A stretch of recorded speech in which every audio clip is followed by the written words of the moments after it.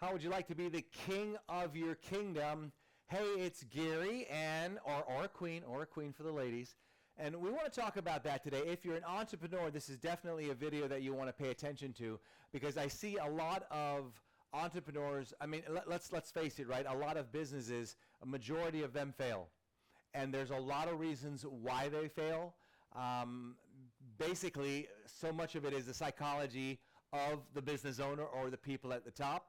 And I'm going to share with you some of the psychological things that you want to watch out for. Make sure that you're doing some of the positive ones, obviously, and then some other psychological things that people jump into. They do wrong because of ego or for whatever the reason is, and it really destroys their business and they fold and collapse. So let's talk about the ways. When I talk about being the king of your kingdom, we're talking about having your business run as smoothly as possible, preferably on an autopilot system where you're not so stressed out, you're not so much in debt to your eyeballs where you just can't sleep at night.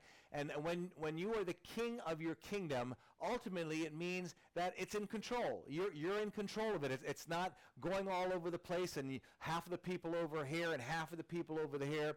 And what it does, it makes for a smoother operation. It makes it easier to sell if you're wanting to sell because you have more of a turnkey outlook on things, the way it operates.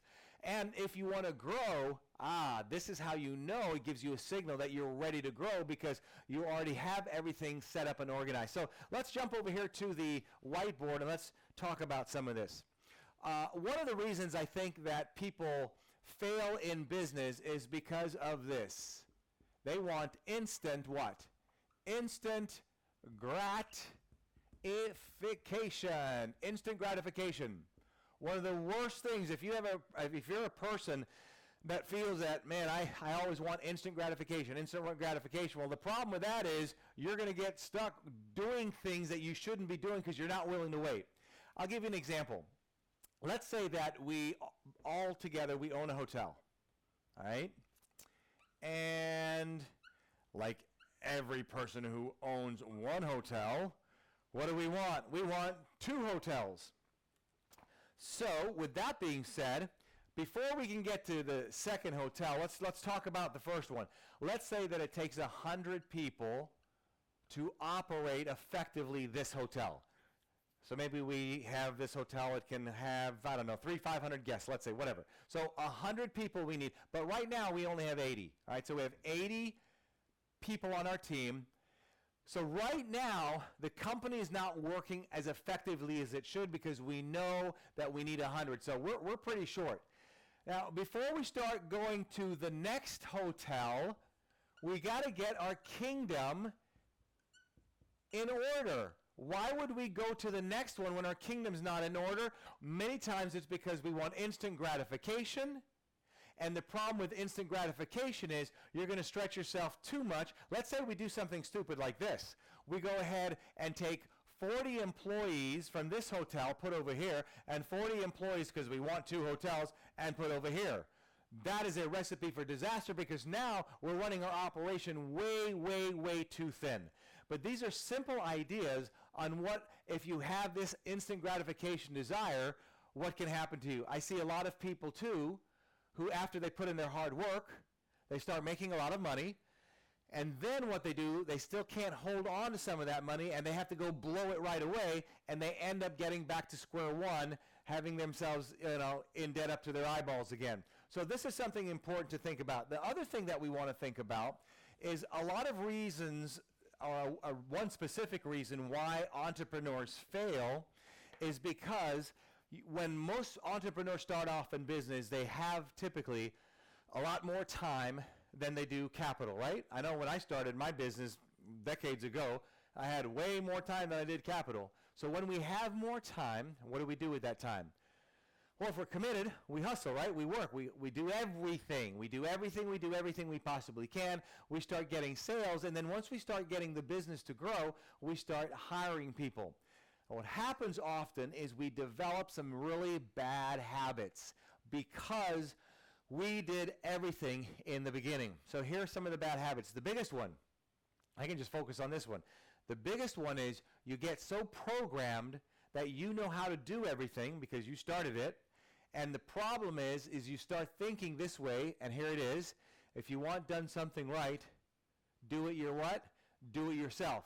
So what we end up doing is we try to delegate, but because we've been doing it so long a certain way, and we want it this way, which is nothing wrong with that, but when we delegate it to somebody, maybe they mess up a little bit or whatnot, and because we have to be constantly on top of somebody micromanaging, we end up not being able to grow because all we're doing is micromanaging.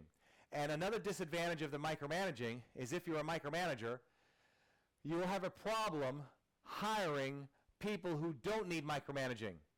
So the type of people that you want is when you bring somebody in, you give them a task and you ask them, hey, is that task done?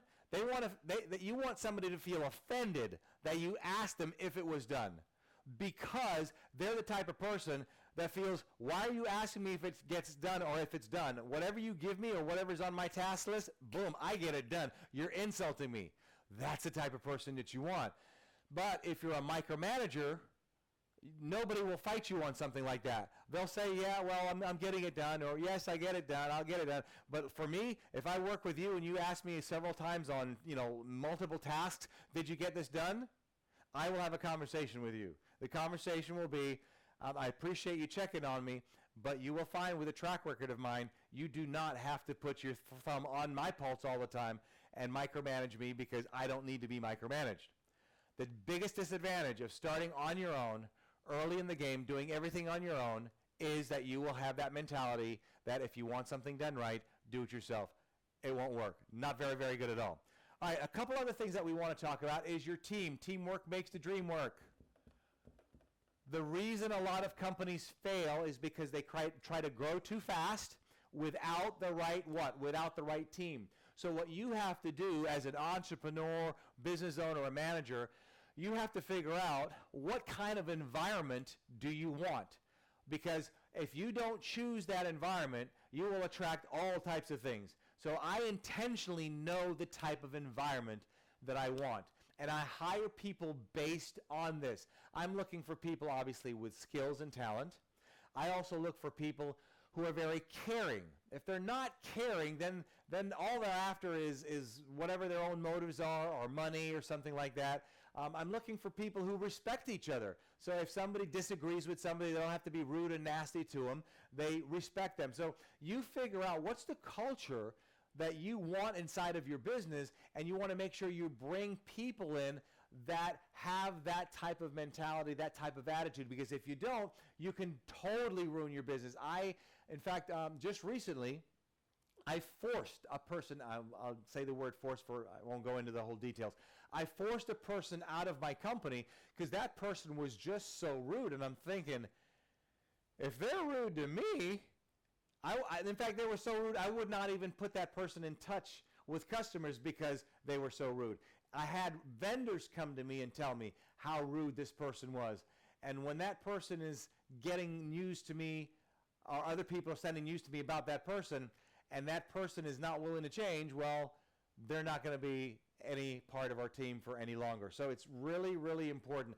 I could go on for hours and hours and hours and hours. So remember, if you have a nice, solid foundation, and also the biggest thing to having your team really work together and making sure you're all a king of your kingdom or queen of your kingdom, is make sure your team has the right processes and systems.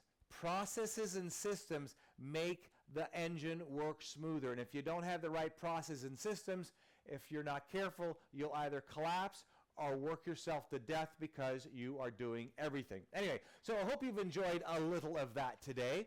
I'd love to see your comments below. If you're new to my channel, if I have not said this before, I do so many of these videos, bear with me. Do subscribe. I would love to have you connect with us more. Love to see your comments below, and I will also I try to reply to all of them. So I'm out of here, and remember, you know what to do. If this is the first time here, you don't, but you will now. Don't let others rent space in your head. Have a blessed day and keep growing your business. Make sure you're the king or the queen of your kingdom.